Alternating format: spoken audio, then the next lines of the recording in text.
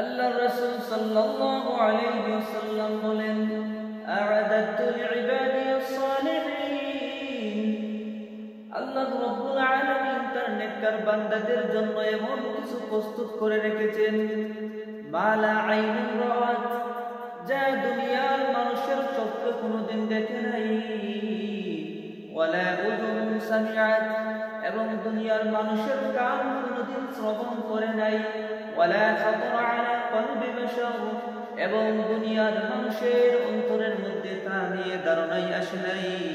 আল্লাহ রাব্বুল আলামিন এত নাজ নিয়ামত রেখেছেন।